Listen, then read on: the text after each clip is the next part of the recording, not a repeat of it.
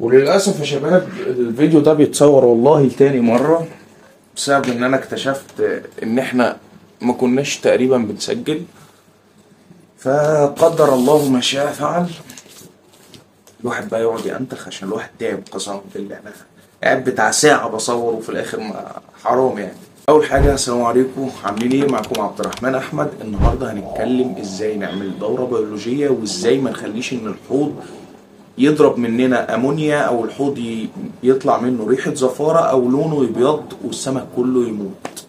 يلا بينا نبتدي.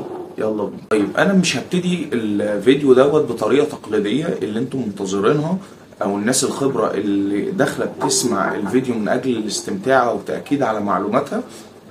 انا هبتدي الفيديو ده بطريقة مختلفة شوية. اول حاجة ايه هي الدورة البيولوجية؟ مش هنقولها، احنا هنتكلم عن معالجة المية. طيب معالجة المية اللي من الحنفية، في بعض المواد الحكومات العربية والأجنبية بيحطوها. عندنا مثلا الحكومات العربية هنا بيحطوا نسبة من الكلور ونسبة من مادة الكلورومين. أيوه هي.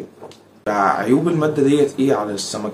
المواد ديت بتقتل الخلايا الحية. طيب النسبة اللي بتتحط ليها اللي احنا بنشربوها نسبة ضئيلة او نسبة مش بتأثر على البشر. المواد او النسب البسيطة جدا ديت للسمك بتكون مواد سامة بشكل غير طبيعي، اكنك ايه حطيت شوية سم كده على شوية الاكل ودوبت وقمت ايه، وهكذا نفس التأثير بالظبط.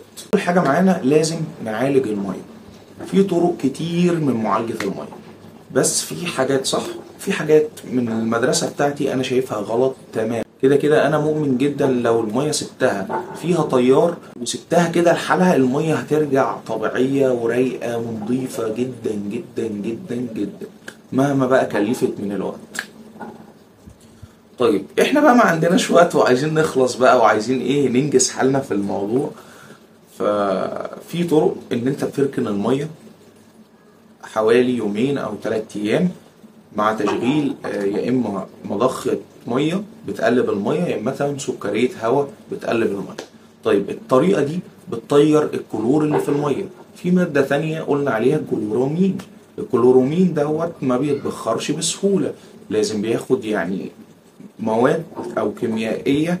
هي مادة سيوثلفات الصوديوم، ليها معيار معين. المادة ديت منتشرة كتير جدا في مزيل الكلور، اللي هو مثلا من الشركات الكبيرة جدا تستعمل المادة ديت، لانها النسبة الامنة منها امنة جدا جدا حتى على القشريات، شبه الجمبري اللي هو حساس جدا. ففكرة ان احنا نركب مية بالنسبة لي مرفوضة جدا جدا جدا. تاني طريقة معانا وبرضو هقول لكم رافضها ليه، هي ان انت بتاخد مية من الفلتر على طول، اللي هو من اول 3 مراحل لحد 7 مراحل.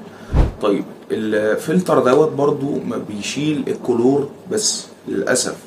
يعني انت عندك مثلا ال3 مراحل بيبقى فيه عندك مرحلة بتشيل الرواسب شبه الطمي وشبه شبه الصدى، شبه التراب الصغير جدا، حتى بتلاقي الشمعة لونها متوسخ جدا. المرحلة التانية عندك هي الكربون او الفحم، شمعة كده بيبقى جواها فحم. المرحلة التالتة بتشيل الكلور، هي فعلا بتشيل الكلور، لكن مادة الكلورومين مش بتتشال للأسف. برضو تاني طريقة بالنسبة لي مرفوضة جدا. انتوا هتلاقوني مأنتخ والطاقة هادية خالص عشان هموت وانا منها شبه مطبق. الطريقة بقى الصح بالنسبة لي واللي انا بقوله، انا مش يعني مش قصدي ان انا اسوق لمنتجي، بس هسوق عادي لان دي قناتي وحضرتك بتتفرج عني، بهزر طبعا. هي استخدام مزيل الكلور او مادة سيوثلفات الصوديوم، اللي هي معبأة او منتجة من شركة محترمة. هي مثلا في منتجات كتير في مصر انتشرت الآونة الأخيرة يعني قوية جدا، ومنهم منتج امازون بيور. ان شاء الله هينزل الاسواق وهينزل المحلات الفترة اللي جاية. فيا ريت يا ريت يا ريت اللي محتاج اي حاجة يخش يكلمني، اللينكات التواصل تحت، لانها هعلن على كذا حاجة ليا اصلا في الفيديو ده. فاولهم مزيل الكلور. السنتي الواحد بيعالج 20 لتر من المية.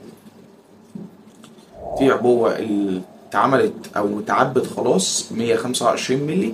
في عبوات بقى تانية باذن الله لما اشوف السوق هيطلب ايه ممكن اعمل لكم عبوات كبيرة ورخيصة، والعبوة سعرها 25 جنيه 30 جنيه، ممكن توصل 20 جنيه كمان في العروض. خشوا اتفرجوا على فيديوهات الفلوجات اللي هي على قناة الفلوجات، اكتب عبد الرحمن بالعربي وجنبها فلوج، او عبد الرحمن احمد وجنبها فلوج بالانجليزي، كده كده اللينك بتاعها تحت يعني. فتالت طريقة وامن طريقة ان انت تحط مزيل الكلور. مزيل الكلور كده كده لو زودت نسبة الثلاث اضعاف من المنتج بتاعي الحمد لله ما بيكونش فيه تأثير حتى على القشريات، وعن تجربة الحاجات دي متجربة.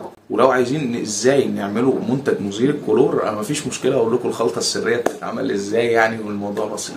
فاحنا لما بنحط مزيل الكلور اولا الكلور بيطير في ساعتها، ثانيا الكلورومين برضو المادة المقرفة او المتعبة جدا اللي احنا يعني حصلت كوارث كبيرة جدا من كام سنة كانت في السدة الشتوية.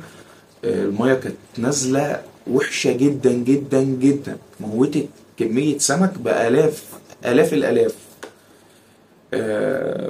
الحمد لله التأثير معايا كان فيها ما كانش كبير لأن أنا كنت بستعمل مزيل كلور، بس كده كده كنت عامله بشكل ضيق ليا يعني، بس ما كنتش لسه عرضته، فالحمد لله شبه ما حصلش خسائر أصلا من المية. فالطريقة دي مظبوطة، فيا ريت يا ريت يا ريت نستعمل مزيل كلور. مش شرط مزيل الكلور بتاعي، بس يفضل إنه يكون مزيل الكلور بتاعي. طيب نيجي للنقطة التانية، هي أنواع الفلاتر. الفلترة اللي احنا محتاجينها في الفيديو دوت هما نوعين اتنين، فلترة ميكانيكية وفلترة بيولوجية. وفي عندنا بقى فلترة مثلا كيميائية، في فلترة إشعاعية، في أنواع ياما هنتكلم عليها في فيديو الفلترة وأنواع الفلترة لسه هيتعمل يعني.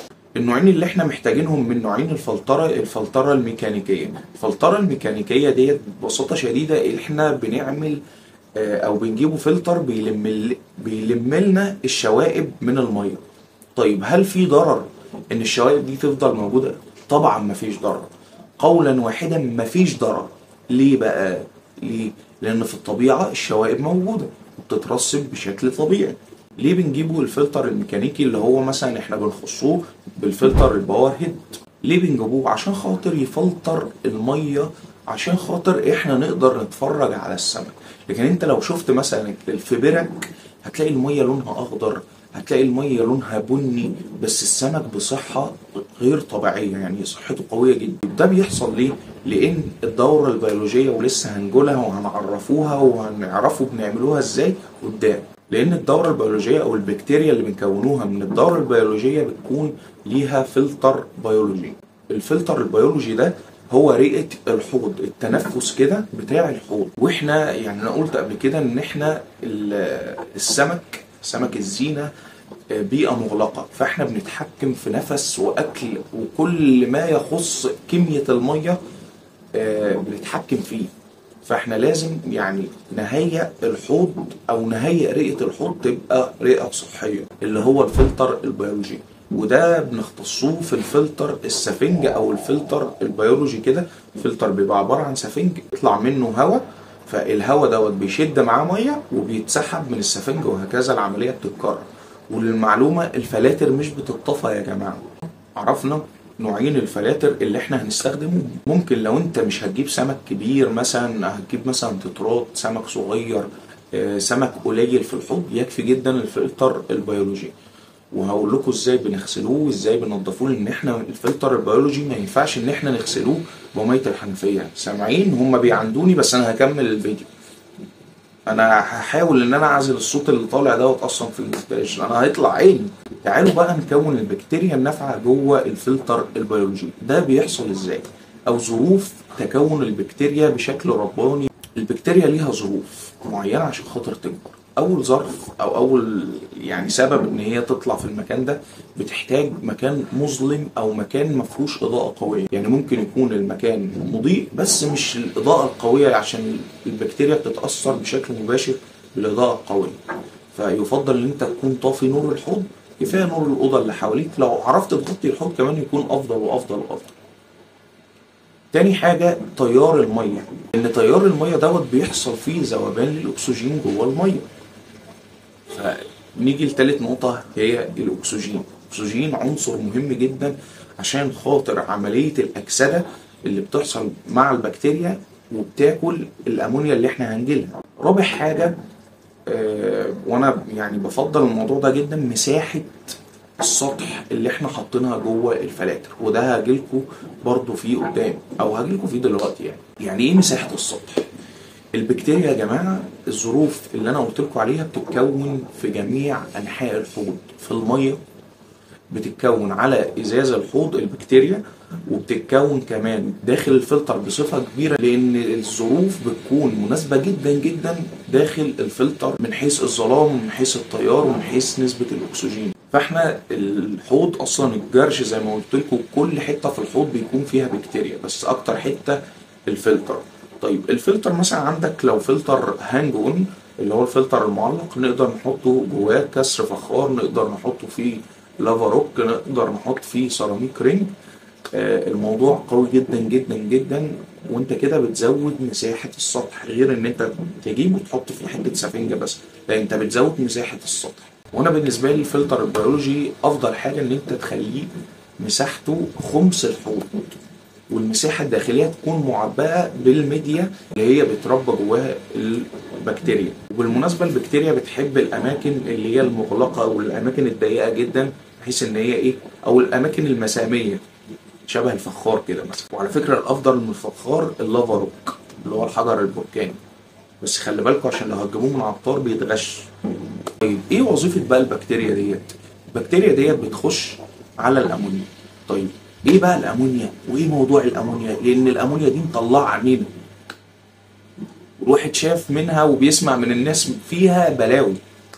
الامونيا ديت يا جماعه ببساطه شديده جدا، احنا دلوقتي لو في سمكه ماتت، لو في سمكه عملت مخلفات او افرازات عزكم الله، لو في بتاع دوت كميه اكل زياده اتبقت، كل المواد دي بتيجي تبتدي تتحول لمركب الامونيا السام جدا اللي هو بيحرق خياشيم السمك. بيحرق ايه؟ بمعنى ايه؟ ان انت كبني ادم كأن ايدك جت عليها ميه نار وحاطط بقى فيها ايدك، وحاطط ايدك في ميه النار لفتره، لان السمك قلنا التنفس بتاعه هو الميه. المهم الامونيا ديت بتخش على الخياشيم بتدمر الخلايا بتاعه التنفس، السمك بيحس بضيق بالتنفس. وهقول لكم مؤشرات ارتفاع الامونيا، حتى لما بتلاقي الامونيا ارتفعت تلاقي السمك عمال ينهج ينهج ينهج، ده كده بداية. بعد كده بتلاقيه الزعانف بتاعته ابتدت تتحرق لدرجة ان السمك بيوصل معاه ان السمك بيموت. الامونيا ديت لما بتتكون وبيكون عندنا دورة بيولوجية اللي هي البكتيريا اللي اتكونت داخل الفلاتر وجوه الحوض بشكل سليم، البكتيريا دي بتاخد الامونيا وبتبتدي ان هي تاكل فيها تاكل فيها تاكل فيها، وبعدين مخلفات البكتيريا دي بتكون عباره عن ايه؟ بتكون عباره عن نترات. هي برضو النترات ما زالت ماده سامه بس اقل سميه من الامونيا. بيبقى في عندنا انواع تانية من البكتيريا، وبالمناسبه انواع البكتيريا كتير جدا جدا جدا، من الهوائيه واللا هوائيه. في انواع كتيره جدا من البكتيريا. البكتيريا ديت اصلا هي بكتيريا نافعه، عشان بس ايه مفيش واحد دماغه تسوحه دي بكتيريا وحاجه هتضر السمك، لا دي اسمها بكتيريا نافعه. المهم البكتيريا ديت النوع الثاني هياخد النترات هيحولها لماده اقل سميه او سمها قليل، هي ماده النيتريت NO3. النترات NO2 ديت برضه ما زالت ماده سامه، لكن النيتريت ماده اقل سميه مش بتسمي السمك الا بقى في الايه التراكمات الكبيره جدا جدا جدا من النيتريت. والNO3 دي والNO2 دي الصيغ الكيميائيه بتاعتهم لو حابين تبحثوا عن الموضوع. احنا قلنا ان احنا هنطهر الميه او هنزيل الكلور وماده الكلورامين من الميه بنزيل الكلور عشان خاطر المواد ديت هتقتل البكتيريا، لان البكتيريا دي كائنات اوليه ضعيفة جدا جدا. انا بقول لك السمك بيموت، السمك يعني جسمه اقوى بكتير من البكتيريا، لكن البكتيريا دي حاجة هشة كده، حاجة مسكوتة كده تتكسر بسرعة. فالمهم احنا زلنا لنزيل الكلور، ونزيل الكلور من المية مادة الكلور والكلورامين. بعدين هنيجي ازاي بقى بنعمل الدورة البيولوجية، او ازاي بنكون البكتيريا النافعه اللي جوه الفلاتر وجوه الحوض بتاعنا. في كذا طريقه، في الطريقه الصعبه وفي الطريقه السهله. في الطريقه طويله جدا، وفي الطريقه السهله البسيطه اللي بتخلص في كام يوم. بص يا صديقي، انت لو جبت الميه المتعالجه حطيتها في الحوض وشغلت الفلاتر، البكتيريا او الدوره البيولوجيه هتكتمل بشكل طبيعي من 3 اسابيع لغايه 8 اسابيع على حسب درجات الحراره. ان البكتيريا بتنشط في درجات الحراره العاليه، اللي هي مثلا واحنا داخلين على 30، بس بقى ما تعلاش اكتر من كده، عشان خاطر لما درجه الحراره بتعلى في الميه نسبه الاكسجين بتقل في الميه. الطريقه ان احنا بنسيب الحوض شغال والفلاتر شغاله، كده كده الفلاتر مش بتطفي تحت اي ظرف. وبعد الفتره ديت بنبتدي ان احنا نجيب سمكه او سمكتين، او المهم عدد قليل من السمك، بحيث ان احنا لسه البكتيريا اصلا احنا في بدايه عمر الحوض، فما نضغطش على البكتيريا، لان مخلفات السمك لو بقت اكتر من استيعاب البكتيريا الحوض هيضرب برضه مننا. ودي الطريقه الصعبه والطريقه الطويله جدا جدا جدا، وانا بالنسبه لي انا مش بعملها. تاني طريقه ان احنا يكون عندنا حوض سمك وناخد منه السفنج ونعصروه في الحوض التاني. عارف هتقولي السفنجه دي بتبقى مليانه اوساخ السمك ومليانه بكتيريا ومليانه، هتخلي معاك لون الحوض لونه غامق جدا جدا جدا، لونه مصفر او لونه مدي على بني كمان. هيقعد الموضوع ده كام يوم، وبعد حوالي 10 ايام خلاص اتكونت عندك دورة بيولوجية كاملة، وتقدر تبتدي الحوض بعدد اسماك اكتر من الطريقة الاولانية.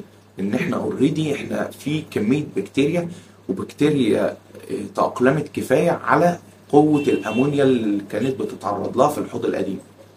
ودي برضو انا مش بحبذها، لان انت بالطريقة ديت ممكن تنقل امراض بشكل كبير جدا جدا، لان بنسبة كبيرة جدا احواضنا كلها فيها امراض، لكن السمك بتاعنا مناعته اقوى من المرض، فالمرض مش بيظهر على جسم السمك مثلا في الحوض ده. لكن ممكن في الحوض الجديد انت لسه جايب السمك والسمك لسه نازل مناعته بتقل شوية، هوب المرض مسك في الحوض مش هيسيبه، او المرض هيبهدل لك الحوض. وما بتيجي تتدخل بالعلاجات وبالادويه، معظم الادويه بتضر من البكتيريا وبتضر الدوره البيولوجيه.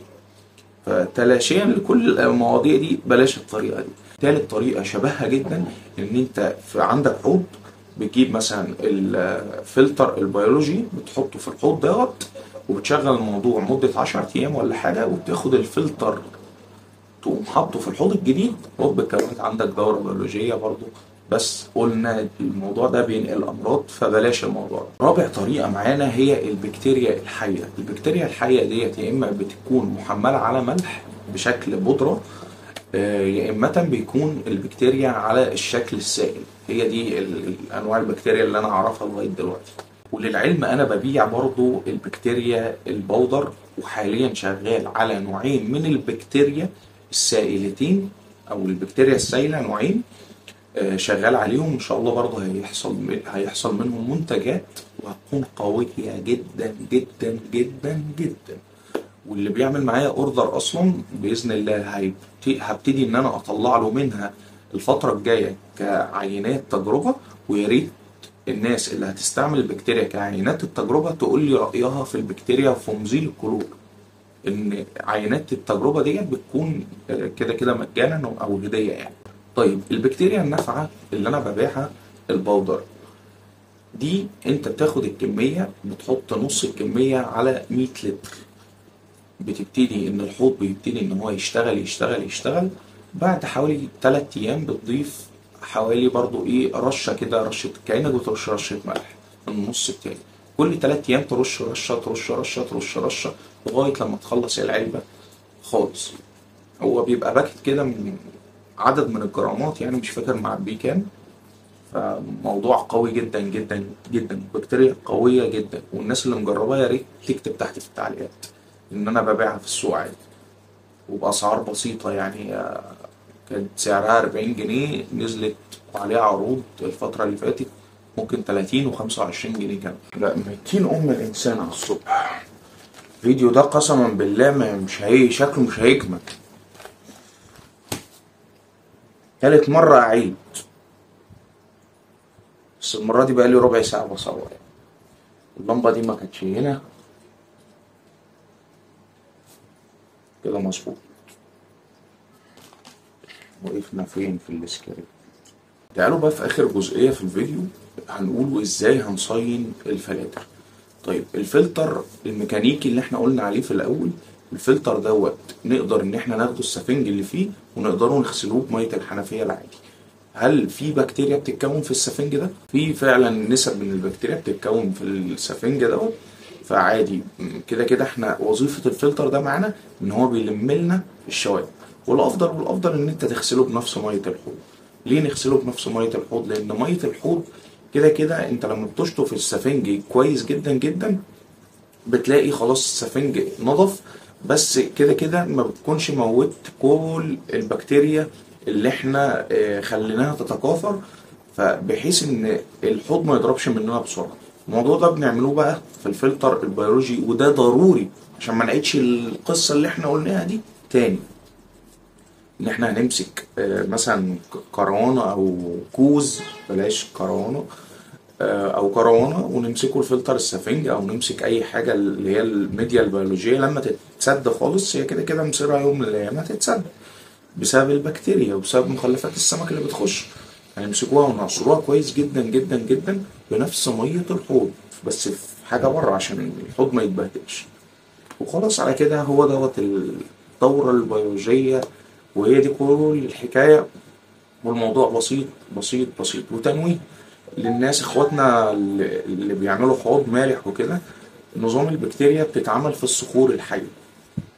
الصخور دي بتكون صخور عادية جدا، بس بتترص رصة معينة بحيث ان تيار المية بيوجد بكتيريا على الصخور دي بصفة أساسية.